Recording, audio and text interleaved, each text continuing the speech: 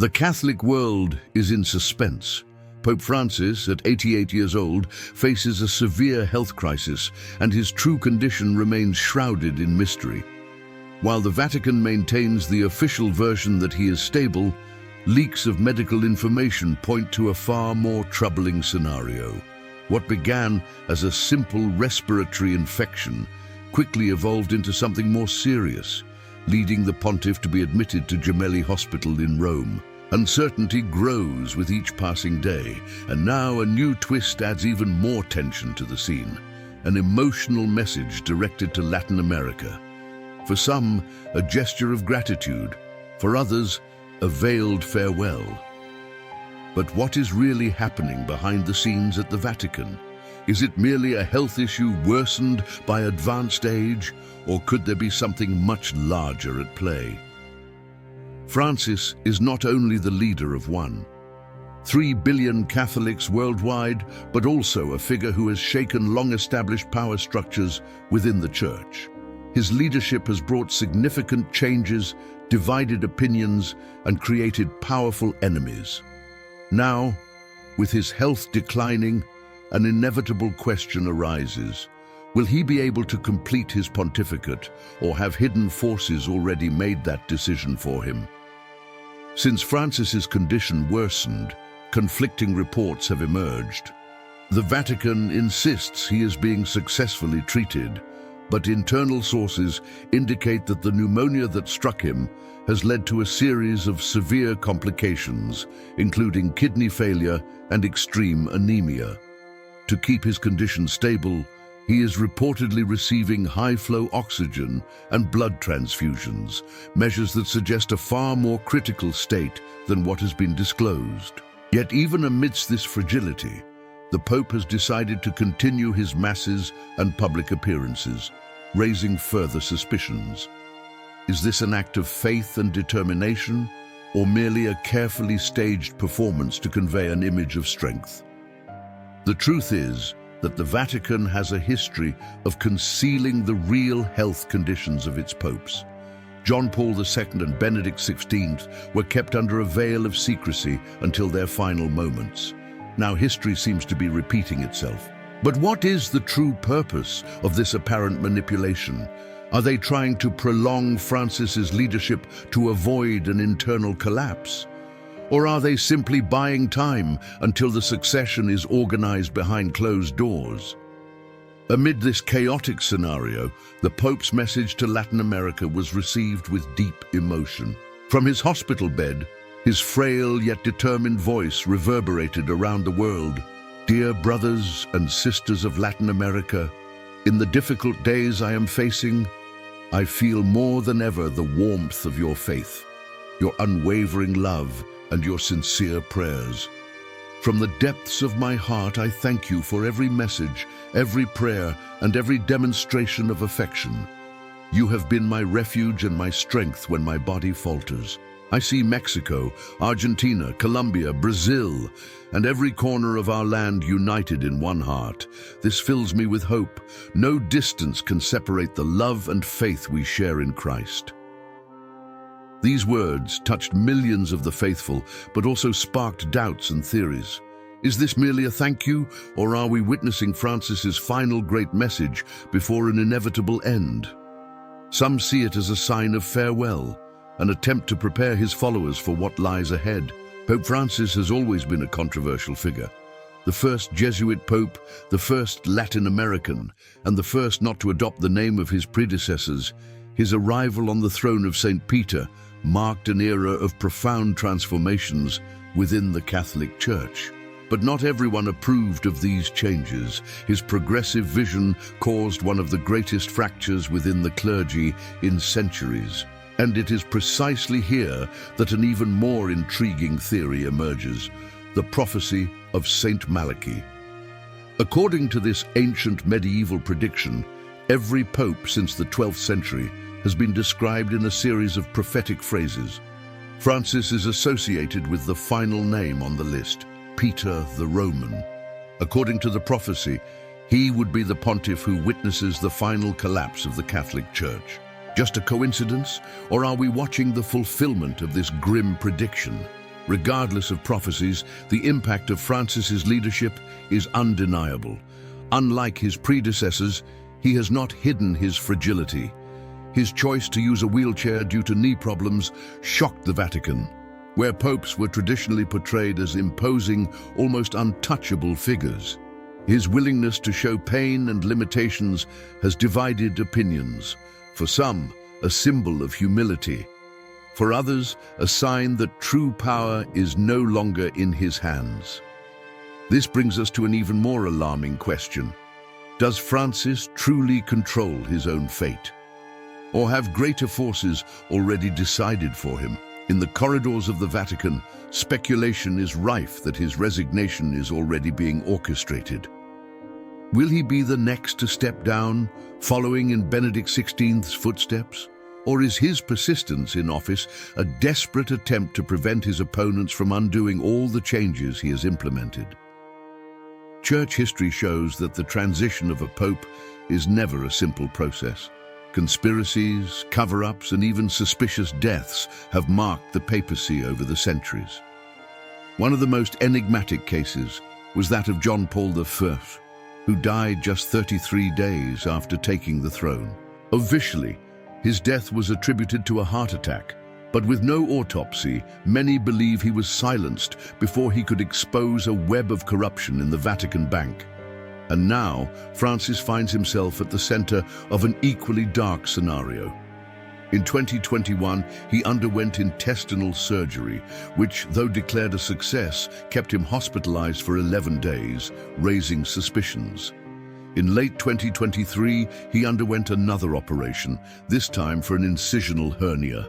Each hospitalization generates a whirlwind of speculation.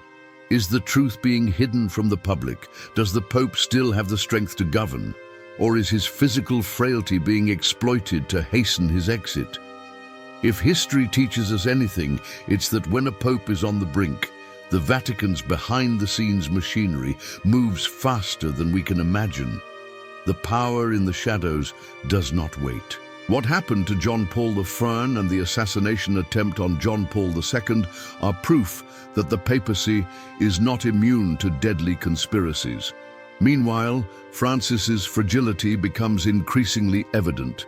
In December 2024, he suffered two concerning falls in less than a week.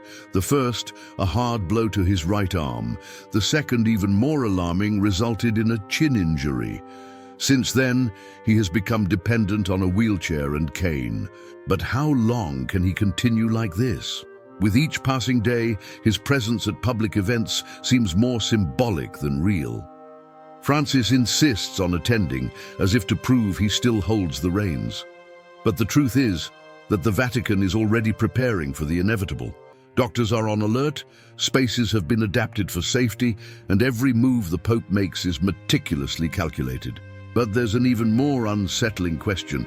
What if everything we think we know about the Vatican is just the tip of the iceberg? Could the Pope's frailty conceal a far fiercer internal struggle for control of the Church? Are Francis's enemies preparing the ground for his exit? One thing that cannot be ignored is that the succession of a Pope is never a simple process. Throughout history, intrigue, conspiracies, and political battles have unfolded in the Vatican's corridors whenever the Church faced the need to choose a new leader. And now, with Francis's health in critical condition, the world's eyes turn to a fundamental question: who will take his place? What is known is that Francis, throughout his pontificate, has appointed a series of cardinals aligned with his progressive vision in an attempt to ensure his legacy endures even after his departure. However, this does not mean his succession will be smooth. On the contrary, the possibility of a return to conservatism is real and could mean the reversal of many of his reforms. Within the Vatican itself, resistance to the changes implemented by Francis has always been strong. His decision to decentralize power and challenge the Church's traditional structures displeased the more conservative sectors. But his greatest battle has been against the Vatican Bank, an institution that for decades has been embroiled in corruption and money laundering scandals. Since 2019, Francis has ordered rigorous audits and removed influential figures from this system, an attitude that has earned him powerful enemies both inside and outside the Church. And here lies one of the most disturbing points of this story. When someone meddles with the Vatican's finances, the risks multiply. The case of banker Roberto Calvi, known as God's banker, is one of the darkest examples of this. In 1982, he was found hanged under a bridge in London. Officially, his death was declared a suicide, but evidence points to a settling of scores behind the scenes of the Church. Calvi knew too much about the corruption schemes involving the Vatican, and that may have cost him his life. Now, with Francis facing a worsening of his health and growing dependence on medical treatments, speculation arises about how much control he truly has over his own situation. He has expressed on several occasions the possibility of stepping down if he feels unable to govern. But is the decision really in his hands? Or has his exit already been determined by those moving the pieces on the chessboard of power? The ghost of Benedict XVI still haunts the Vatican. His resignation in 2013 took the world by surprise and set a historic precedent. It was the first time in nearly 600 years that a pope voluntarily left office. Officially, Benedict stated he no longer had the strength to carry out his duties, but many believe he was pressured to resign by internal forces seeking a change of direction in the Church. What if history were about to repeat itself? In August 2023, Francis visited the tomb of Celestine L, the first pope to resign in Church history. This gesture did not go unnoticed and further fueled speculation. Was it a subtle hint that he is considering following the same path? The most unsettling fact is that Celestine died shortly after his resignation under mysterious circumstances. Is this a mere coincidence or a pattern repeating itself through the centuries? Meanwhile, with each new public appearance, Francis appears more debilitated. His book, Hope, revealed personal details that put many on alert. In its pages, he admits to feeling alone at times and acknowledges that the decisions he makes are not always easy. This confession has sparked even more theories about his true situation within the Vatican. Does he still have the power to decide his fate, or is he increasingly isolated by the forces operating behind the scenes? Francis's relationship with political leaders also adds further layers of complexity to this story. In 2016, he clashed directly with Donald Trump, criticizing his immigration policies and exposing his views on social justice. More recently, he faced harsh criticism from Javier Milei, the president of Argentina, who went so far as to call him the representative of evil on earth. These confrontations have generated both admiration and rejection. While many see him as a progressive leader standing up to injustice, others accuse him of politicizing the papacy and turning the Church into an ideological platform. But regardless of the criticism, his popularity among the people remains high.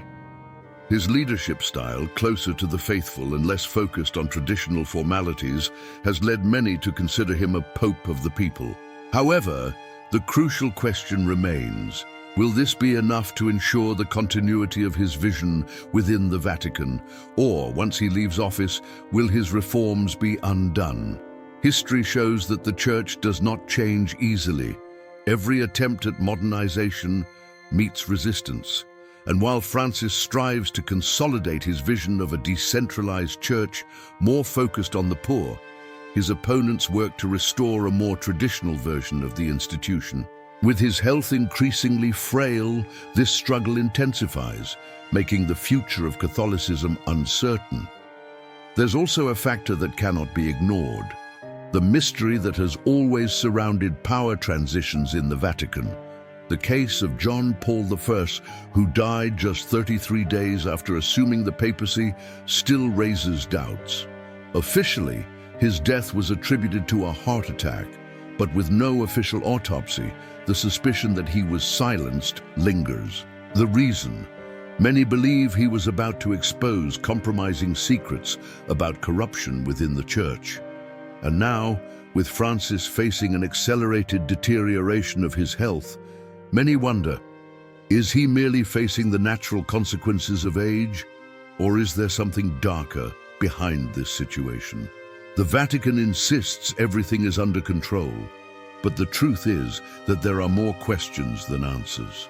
While millions of faithful around the world pray for his recovery, within the Vatican, preparations for his succession are already underway.